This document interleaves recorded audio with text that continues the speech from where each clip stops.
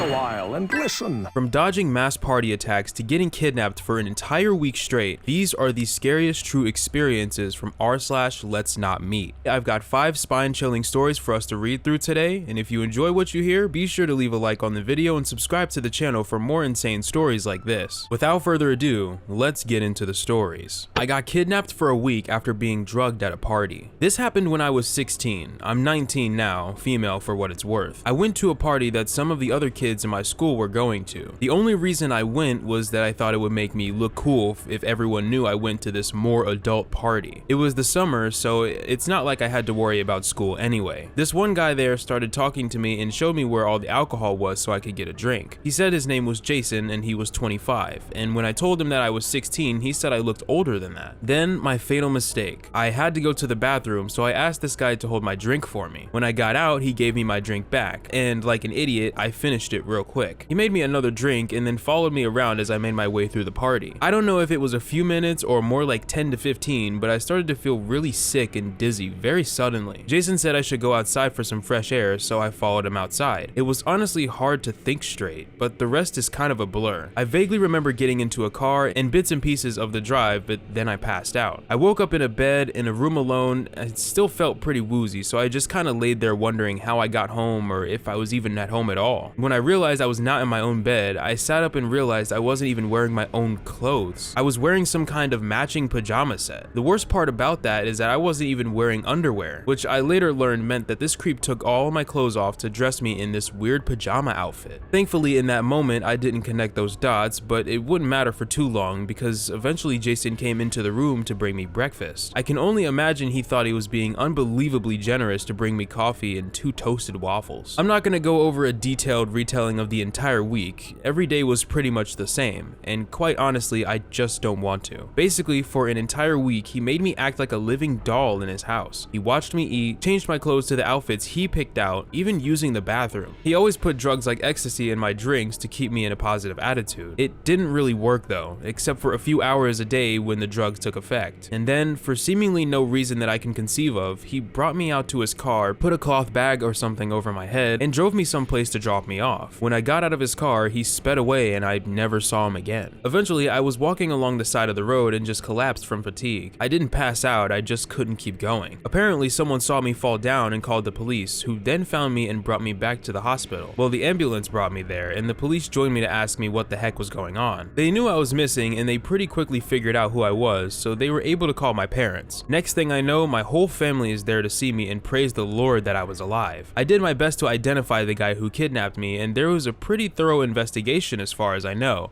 But they never found the guy. He was a total ghost. The police questioned nearly everyone who was at the party and learned the name of the guy who was probably the one to kidnap me, but it wasn't a real name. The phone number anyone had for him was disconnected and only attached to a burner phone anyway, so yeah, they never caught the guy. It was easily the most traumatic thing to ever happen to me, and I hope it stays that way. But despite that, I know it could have been so much worse. I don't know why he never hurt me or assaulted me, but I'm thankful that he didn't. I know so many kidnapping victims are treated so much worse than I was. That is honestly really terrifying. I feel like when you get into a situation like this, it seems like anything can happen to you at any given moment, especially when you're in someone else's living area and they keep drugging you to just keep you sedated in a way. That just sounds like a really terrifying experience. I am also very happy that the OP writing this story never got assaulted or violated or anything to that effect, but I do find the fact that they decided to completely undress this person and then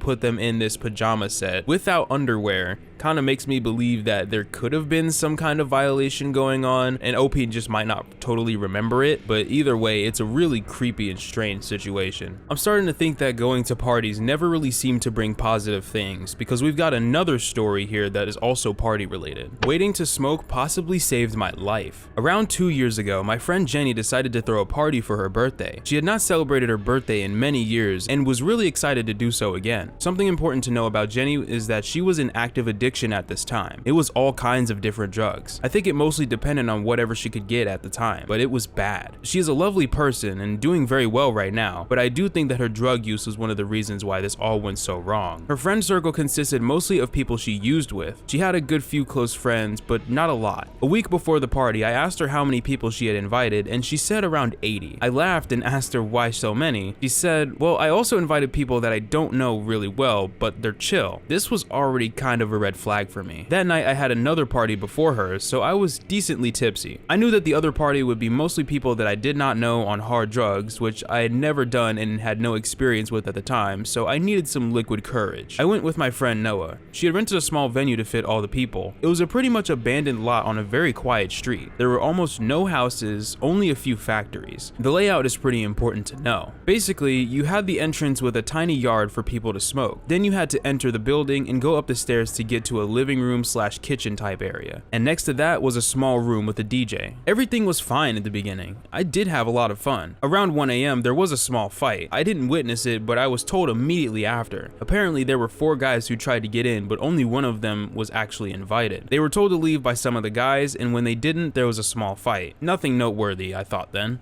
I asked Noah if he wanted to go out for a smoke. He said that he'd finish his conversation and then we could go together. A little while later, we walked out of the kitchen toward the stairs, but there were like 6 people bundled up at the top of the stairs. Instinctively, I took a step back. I was just turning around to Noah with this "what the fuck" look when we heard people screaming and glass shattering. All the people who were standing in front of us jumped back and so did we. There was more screaming and people stumbling on the stairs. I then saw Oliver, one of the few people I knew at that party, walking up the stairs, head covered in blood. Another guy I knew by face with a bleeding nose, and my friend Jason grasping his shoulder, his girlfriend behind him. Earlier that evening, I stupidly and drunkenly fell on the cement with both knees, scraping them open, but because of that I knew where the first aid kit was. I never have any issues with blood. I can't handle other bodily fluids, but when someone is bleeding, I can help them, no problem. I saw Oliver go into the kitchen and I wanted to go after him to help him. Now this is about to get kind of gross, but bear with me. I saw Oliver had something stuck in his forehead. Because I heard the glass shattering, I assumed it was glass. But when I got closer, I saw that it was a piece of his skull sticking out of his forehead. That was too much for me. Instantly sober, I promptly turned around and went into another room. He was surrounded by a lot of people though, and 911 was called immediately. Turns out that those guys who were rejected from the party came back with 30 other guys carrying bats and steel pipes. They just started hitting the first people they saw, and they left as quickly as they came. The whole attack lasted no more than 30 seconds. I found my friend Jason still grasping his shoulder. He and his girlfriend were the closest to the entrance of the property, so they were attacked first. Yes, these cowards did indeed beat up women. They did not care at all. Jason's shoulder was dislocated. Luckily, his girlfriend wasn't too wounded. Police and an ambulance arrived pretty quickly. Oliver was taken to the hospital and luckily made a full recovery after surgery. My friend Jenny was in hysterics, both because of what happened and because of whatever was in her system. The cops were no help, and at one point they yelled at her because she was too upset to form a complete sentence. They left after a while, and so did most of the people. Noah and I were still there. We tried to help wherever we could. I was still in shock and kind of numb, but what snapped me out of my daze was seeing people scrubbing the blood-covered staircase. There was nothing more I could do there, and more importantly, I wanted to go home. Noah went with me and we stayed up for hours talking and processing everything. To think that if we had decided to go smoke even a minute sooner, or if Noah wasn't having that one conversation, we would have been in the middle of this all. It would have also been a very real possibility that those guys had guns or knives. We lived in a pretty rough area, which is even more terrifying to think about. Hands down the worst party I've ever been to. So yeah, to those guys who ruined my friend's party, let's not meet again. Oh my goodness, man. It's very easy to just read stories like this, and my immediate question being at the forefront of my mind is just,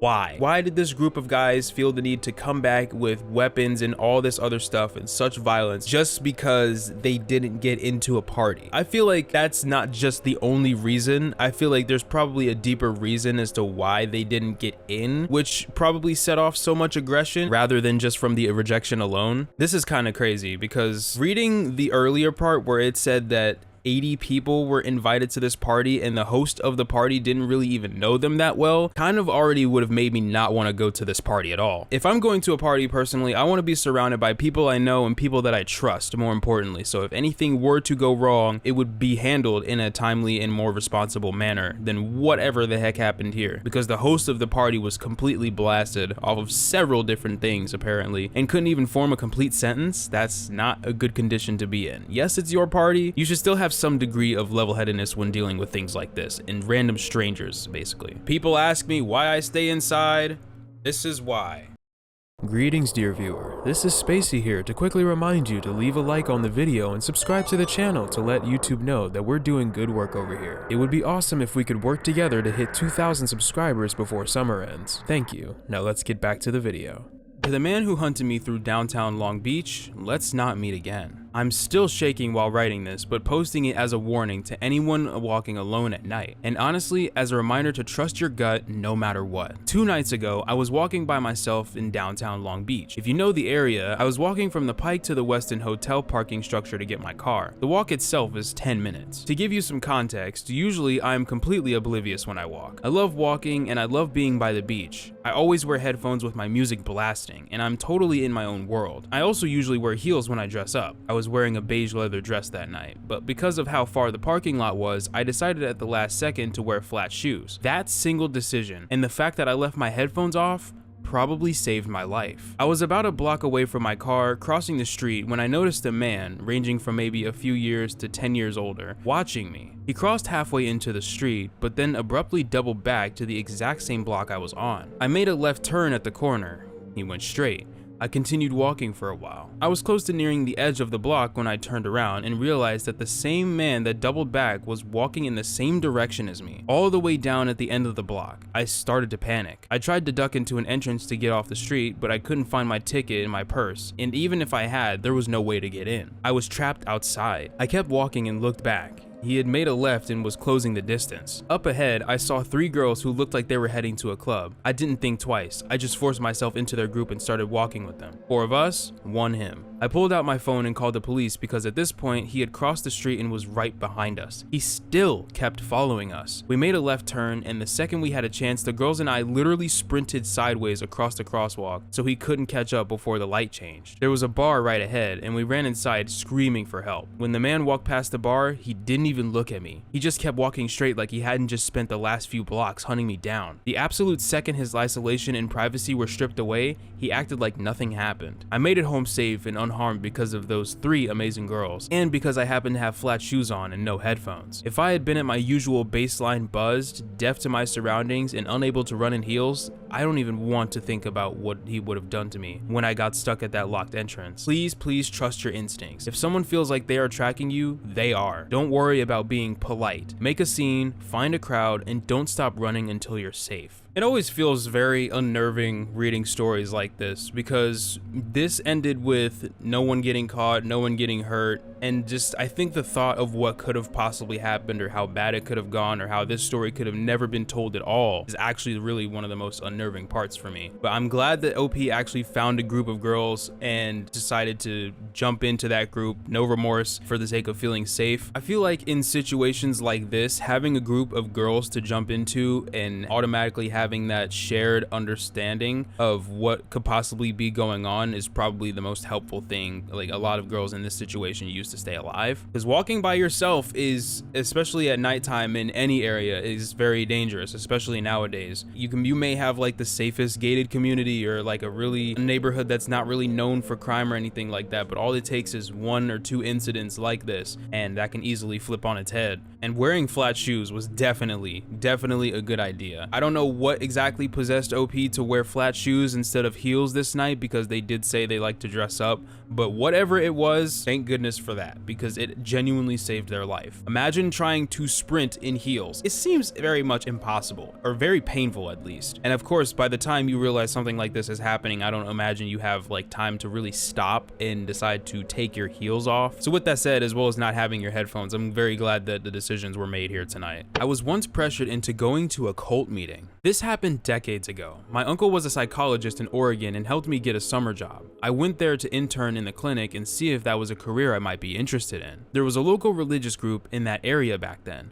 They had their own community and was sectioned off. They talked about things like freedom, love, surrender, and all that. Everyone I knew said the group was weird and creepy. I had never thought much about it. I try not to judge. One Friday, a lady at work invited me to one of their gatherings. It was going to be that Friday night. She said there would be music, food, meditation, dancing, and honest conversations. I told her I was busy. She asked what I had to do instead. I lied and said that I did not have a car, so I wouldn't have a ride there. She offered to take me and said group members would be happy to pick me up. I told more lies and she had an answer for all of them. If you ever find yourself telling lies to a stranger just to uphold boundaries, this is probably because the other person is overstepping. I was uncomfortable for a reason. And by the way, I could have just said no, but that was not my style. I would much rather come up with an excuse and have the other person respect my excuse. It works with 99.999999% of people. I ended up going that night. When I got there, it was very much like I had expected. People were hugging really hard and talking about freedom. There was music playing and some people were dancing. There was a lot going on there. The woman from work took me around and introduced me to people. At one point, they stopped the music to talk to the guests for the night. That was the first I learned that I wasn't the only guests there. I do not remember too much about their speech, but it got really weird when they started talking about their teacher. That was when I knew this was the absolute last time I would ever go to that place. Before that, it just felt like I was awkwardly out of place at a party during my season of saying yes. But once they started speaking about this teacher, I was not having it. They were praising him way too much, and they were literally worshiping him. I didn't like that. I tried to leave right when the speeches were over. I told the woman who invited me that I was heading out. She said they were just getting started.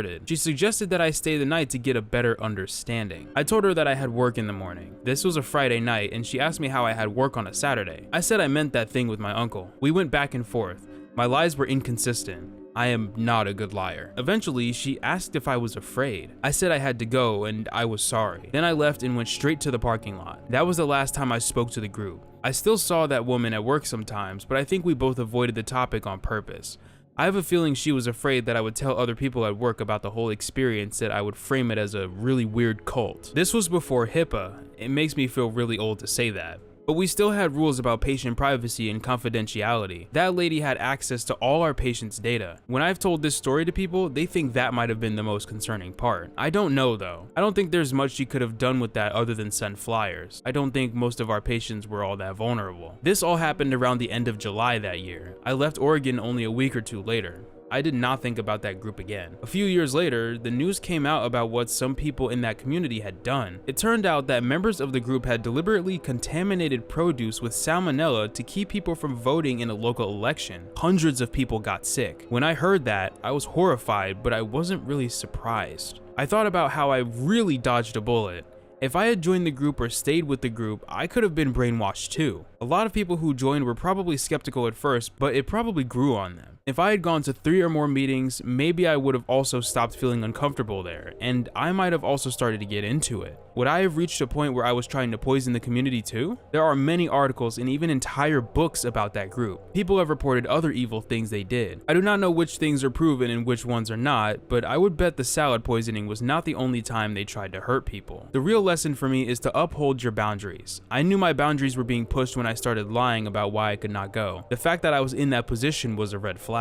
If anything even remotely similar happened again, I would not let it run over my boundaries. Stories of people dodging bullets like this and then reading the later horrifying things that whatever they dodged did or happened is always kind of strangely relieving in a way, that the OP didn't fall into whatever they were going to get coerced into. And the fact that this lady from the workplace had information on just about everyone there was also a really scary part, because it feels like it plants something in the back of your mind that anything could come out about you at any time, even if you didn't have much involvement. It could easily have been said like, this person here, first and last name, decided to attend a meeting with our group, and then have that name be attached to whatever they decided to do a few years later. To literally dodge something that has entire articles and books even written on this group is absolutely insane. All I can really say is that I'm happy for OP for dodging being a part of this kind of history, because this is not the kind of history that you want your name attached to at all. I'm glad you were able to get away from them, OP, and I know exactly which cult you're referring to since I live in Oregon too. Their bioterrorism attack on the salad bars of 10 restaurants in an Oregon town was truly horrifying, but an employee being a member of the cult and having access to their patient records is equally terrifying. Oh, there's a whole Wikipedia article.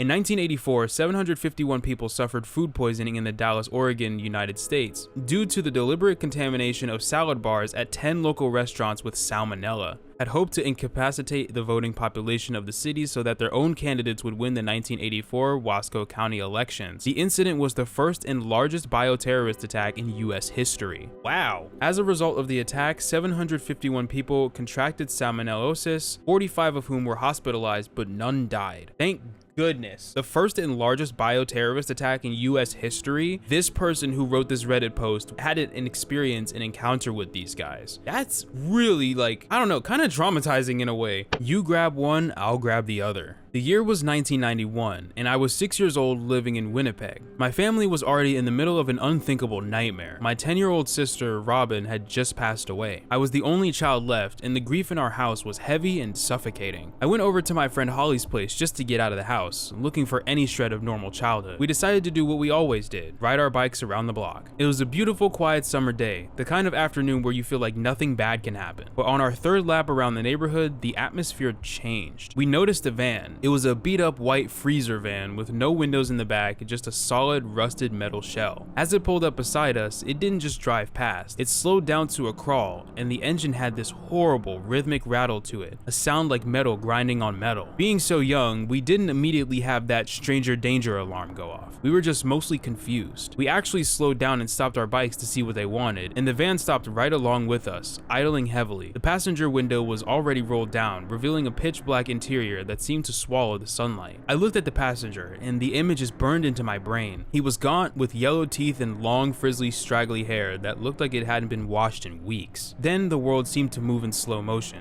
The passenger door swung open. The man put one heavy foot out onto the pavement, shifting his weight as if he was about to lunge. At the same time, I heard the heavy, clunky thud of the side sliding door beginning to retract. The passenger didn't even look at us. He turned his head back to the darkness of the van and said 7 words I'll never forget. You grab one, I'll grab the other. He said it loud enough for me to hear it clearly, like he didn't even care that we were listening. Pure cold adrenaline hit us. We didn't scream or cry, we just slammed our feet onto the pedals. We were only a few houses away, and I remembered my heart hammering against my ribs so hard it hurt.